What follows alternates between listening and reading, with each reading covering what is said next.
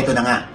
Isa-isa nang ginagather yung mga gusto magreklamo dito sa naging viral na series ng video scandal. Sino-sino nga yung bumida sa mga video scandal? Sino ko nagbibidag? Oh. Ron Angeles. Ayun pa. Si Sam Adhani ba yun? Si Samajani. Si Si Aaron Villaflor. si Terry Galvin, si Nico Loco, tsaka yung modelong si Andre Cue. Hindi natin alam kung sino sa kanila yung lalabas para direktang ireklamo yung babae doon sa video na puro tato. At tsaka yung kanilang middle person, yung middleman nila, kung paano nakilala ng mga lalaki yung babae. Kasi yung mga sangkot daw dito sa video na to, wala silang number yung babae. So ang kausap lang nila yung lalaki na middleman. So parang kakatok na lang doon sa room, tapos yun na, umpisa na. Na kahit pinapatay nila yung ilaw, gusto ng babae, nakabukas pa rin ang ilaw. Mapapansin mo dito, na puro tattoo yung babae.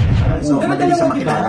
Yes, dalawa sila. Yung kay Aaron Villaflor yun, dalawa siya. So magkaibang girl yun, di ba? Pero yung sa isang video na ang bida ay si Aaron Villaflor, dalawa yung babae niya.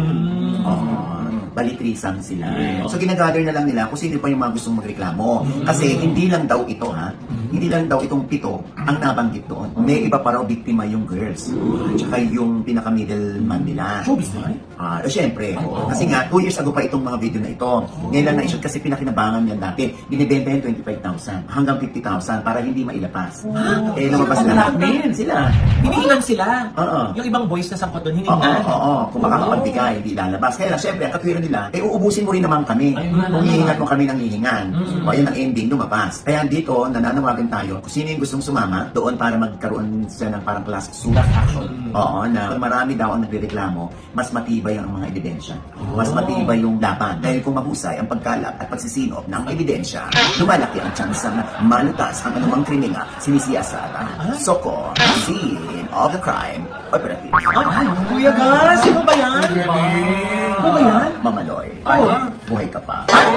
Finally ay nagsalita na rin si Aaron Villaflor tungkol sa nag-viral na video scandal na isa siya sa 7 aktor na biktima nito. Kinukundina ng actor-politician ang wala niyang pahintulot na pagbibideo ng nangyari at inirefer na raw nila ito sa proper authorities para maaksyonan.